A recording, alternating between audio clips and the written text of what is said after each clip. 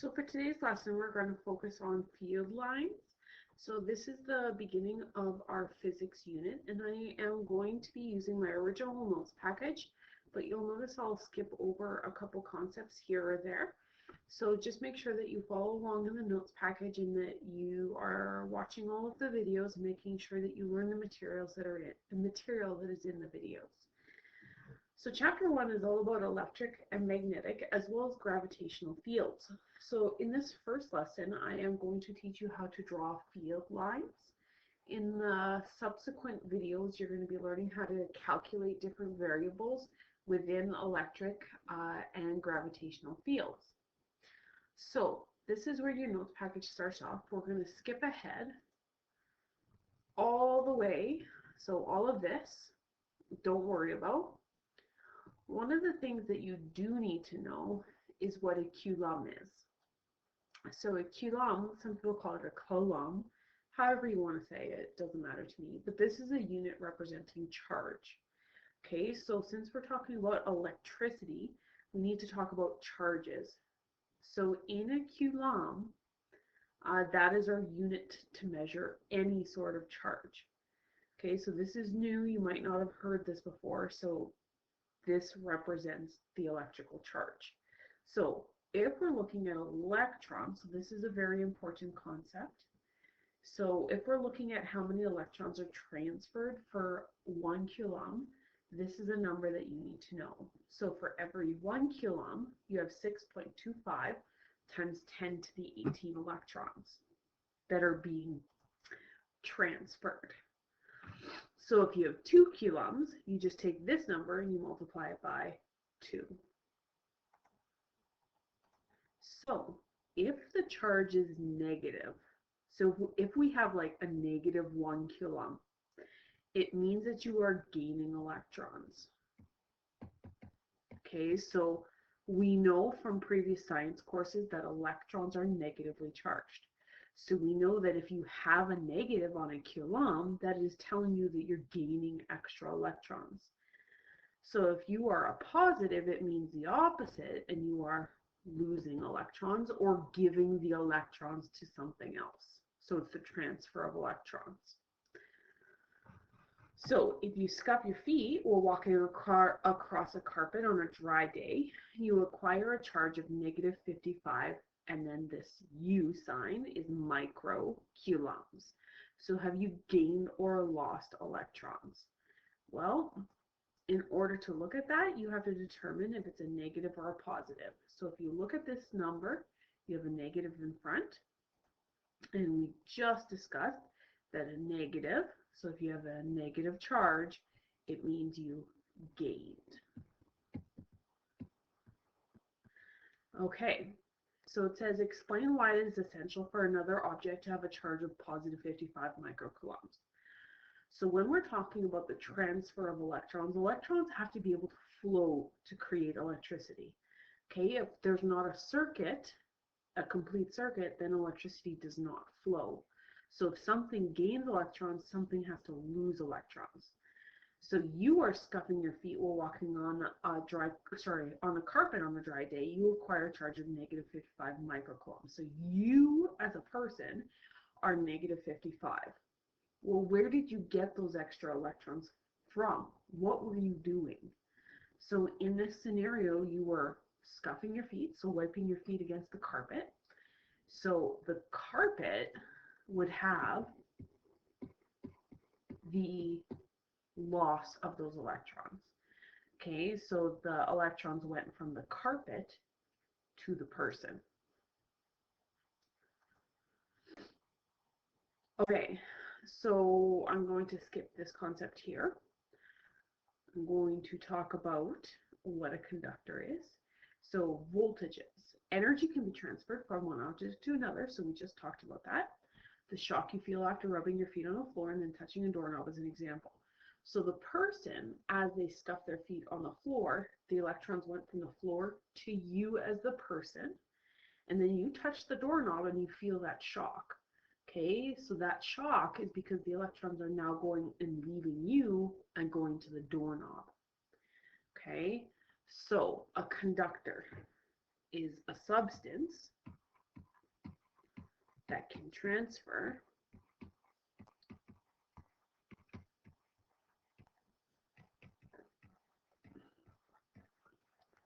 electrons, which in this scenario is electricity, right?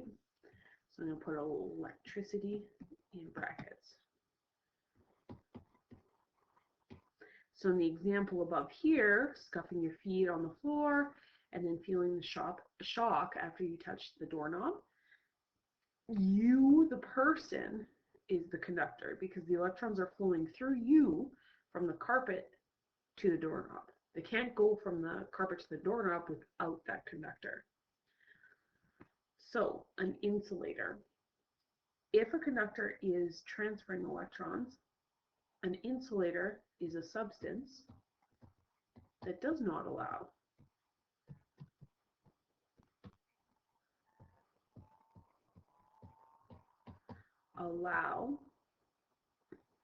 transfer of electrons. Okay, so now I'm going to shorten electrons to E negative. Okay, so these would be things like styrofoam, rubber. Okay, those don't transfer electrons, they insulate so they can keep things warm.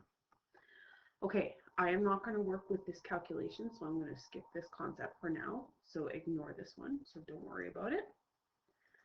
We're going to skip ahead. This is an example, don't worry about it. Another example, don't worry about it. Okay, here are our fields. So these are important because they will apply to the next concept as well. So an electrical field.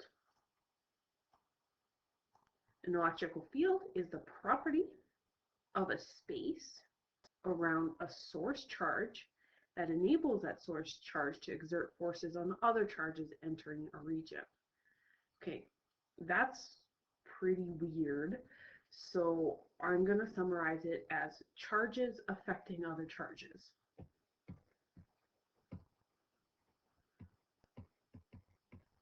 Okay.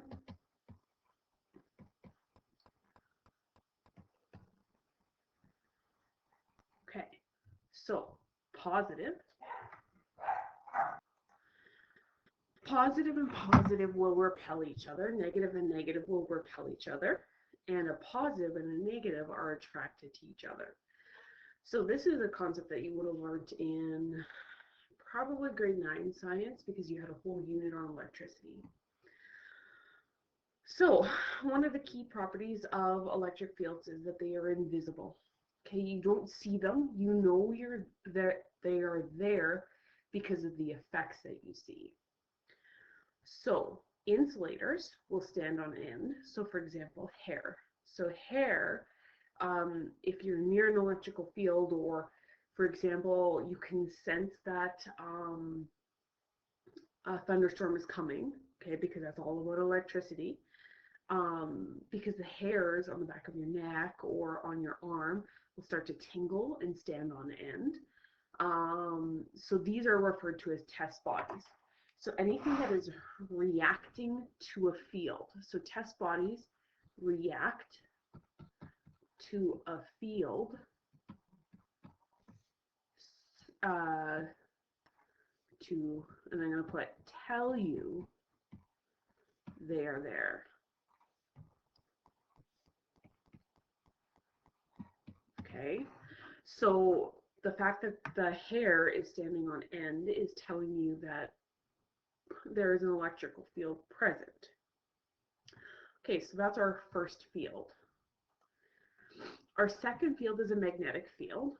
So magnetic field, or magnets, so north and south, is a property of a space around a magnet or an electric current that enables a magnet or electric current to exert forces on other magnets, such as compass needles or electric currents that enter the region.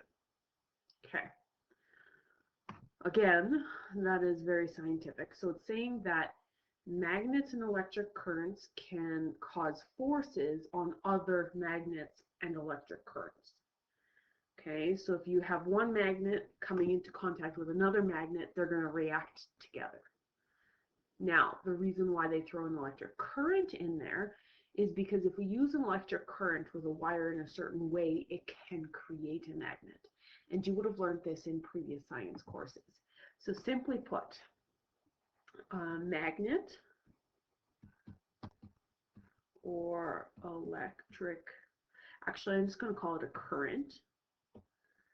It's going to take too long to erase. So electric current can exert, probably spelled that wrong, sorry, forces on other magnets and currents. Okay, so these suckers are invisible as well, so you don't see them. You know they're there because of the test bodies. So, for example, Earth's magnetic field. We do know that we have a magnetic field. We just can't see it. Okay, and the test body to tell us that we do have a magnetic field will be a compass. So the compass works because Earth has a magnetic field. So what is the test body for Earth's magnetic field? The actual compass itself. Okay, because if we didn't have a magnetic field, that compass would not work at all. Okay, the last type of field that we have is a gravitational field. For Science 30, we focus on gravitational and electric fields more than magnetic fields. So we're going to be working with a lot of calculations with regards to gravitational and electric. So this is a property of a space around a source mass that enables the source mass to exert forces on other masses that enter the region. So again, that's very scientific. So if we were to put it in more general terms, this is masses affecting other masses. So for example, if we look at the planets, we know that the planets are rotating around the sun because the sun has a stronger gravitational field and a pull than the Earth does. So if Earth had a stronger gravitational pull than the sun will be going around the Earth. Okay, so the Earth and the sun both are masses, and if they enter a certain space, then they will affect each other. So masses affecting other masses. Okay, now again, these are invisible, so we know that all of these fields, they're there, but they are invisible. So what is a test body for Earth's gravitational field? So we're looking at Earth's gravitational field. So how do we know that Earth has gravity or has a gravitational field? Well, the biggest one is we, as humans, are not flying into outer space. So we're actually pulled towards the center of the Earth because of Earth's gravitational field. So we are test bodies for Earth's gravitational pull or Earth's gravitational field. The other one is the moon. The moon is rotating around the Earth at a constant rate, okay, and it's always stuck there because Earth does have gravity. So those are our three gravitational fields. Now what you need to actually know, so the meat of this lesson, yes, you do need to know definitions, but you need to know how to draw field lines. So basically this is a representation of how to draw and show you that there is a field present. So these are all key concepts that you do need to know, okay, in order to draw gravitational fields. So gravitational fields are represented by arrows, okay? The closer the arrows or the line are together, the stronger the electrical or magnetic or gravitational field. The direction of the arrow points in the direction that the test body would move.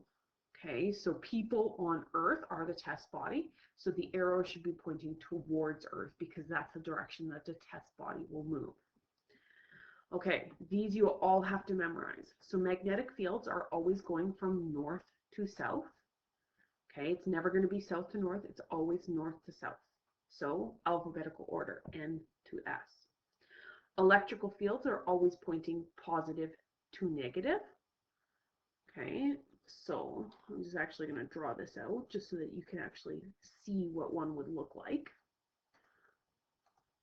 So north to south, so there's your field line, positive to negative.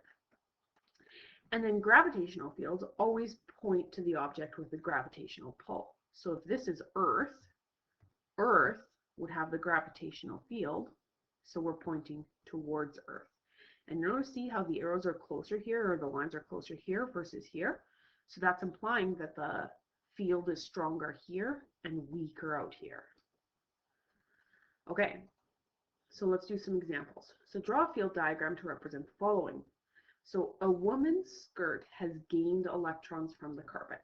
So now you have to ask yourself, what type of field am I looking at? So it's very important for you to be able to recognize. So we're talking about electrons, so this is an electric field. So on your assignment that I'm going to be creating, your summative assignment, you will have to identify which field and then draw the correct field lines. Okay, so the skirt has gained electrons. So if you've gained electrons, do you become more positive or do you become more negative? So you're gaining electrons which are negatively charged. So this is a negative. So the skirt is negative, which means everything around it will be more positive. So going back to my little rules here, electric fields are moving from positive to negative. So the arrows should go towards the negative, which means that I need to draw field lines going towards the skirt. Okay, and you're going to go all around the object. Okay, number 2, Earth in relation to the sun. So what kind of field would we have if we're looking at Earth in relation to the sun? Okay, so this will be a gravitational field. Okay, so this would be step 1 on your assignment later, identifying which field. So which has the stronger gravity, the sun or the Earth? So this is our sun, and then this is representing, I'm going to change my color, sorry. This is representing Earth. Okay, so we know that field lines are going to go in the direction of the gravitational pull. So yes, Earth does have a gravitational pull. The sun has a stronger one. So we know that in this scenario, the arrows will point towards the sun. Okay, because Earth is going to be rotating around the sun. If it just said Earth, then you will put the arrows towards Earth, but this is in relation to the sun. Okay, so you have arrows going all the way around the sun.